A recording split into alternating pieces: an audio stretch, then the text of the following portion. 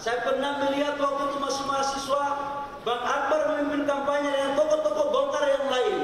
Sempat dari bis ke bis, dari jalan tol ke jalan tol, menghadang mereka. Tapi daya patriotisme, kemudian Golkar mampu keluar menjadi partai pemenang pada pemilu tahun 99, saudara-saudara semua. Pada tahun 2004, Golkar dengan paradigma baru Partai Golkar di zaman pasca reformasi mampu memainkan peran dengan melakukan konvensi agar kemudian 2004 menjadi partai pemenang. Konvensi adalah sebuah strategi yang menurut saya jitu, dan waktu itu peserta konvensinya adalah Ketua Umum Bang Akbar Tanjung, Bang Ical, kemudian Pak Surya Paloh, kemudian Pak Wiranto, dan Bapak Presiden Prabowo. Yang menang waktu itu adalah Pak Wiranto.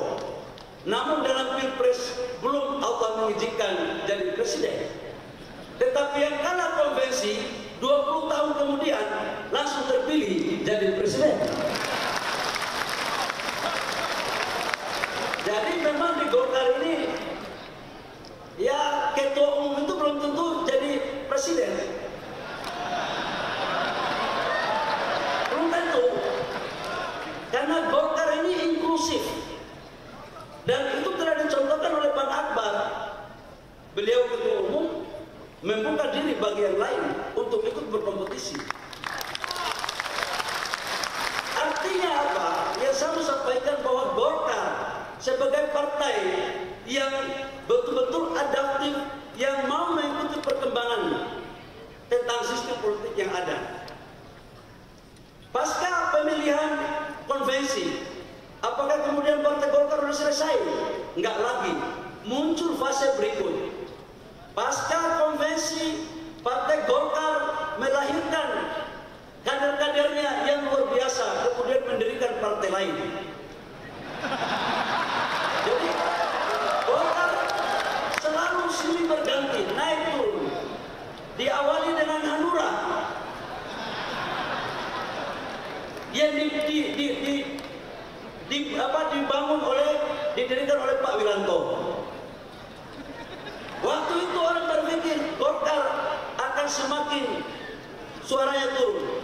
Tapi alhamdulillah, sekalipun ada yang pergi, ada juga yang datang. Setelah Pak Wiranto pergi mendirikan Partai Hanura, ada satu lagi kader terbaik Partai Golkar, mendirikan Partai Gerindra.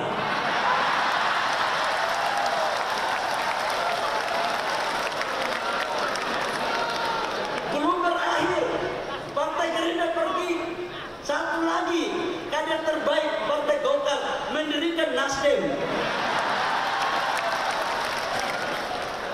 Bagi Golkar adalah itu hal yang biasa-biasa saja. Karena Golkar sebagai ibu kandung menganut mazhab doktrin karya kekaryaan.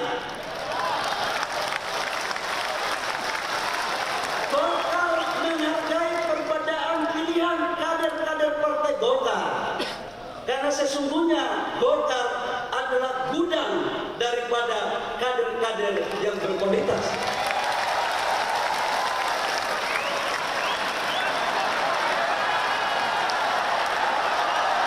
Saya juga ingin menyatakan bahwa dalam perilaku politik Golkar tidak pernah menghina atau meremehkan partai yang lain. Berjiwa besar untuk menghargai kebesaran partai lain.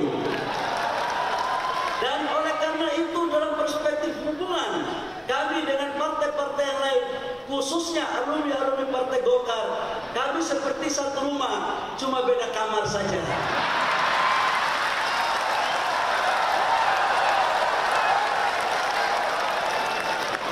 Yang namanya satu rumah pasti keluarga. Cuman itulah perbedaan. Golkar adalah ibu kandung yang melahirkan anak-anaknya. Bapak Presiden, hadirin yang berbahagia.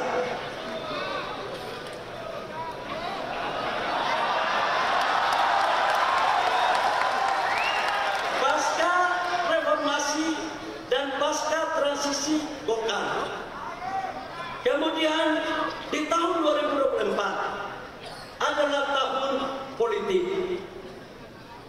Kita sadari bahwa dalam tahun 2024 adalah tahun politik di mana mampu kita melewati proses pileg, pilpres, dan pilkada.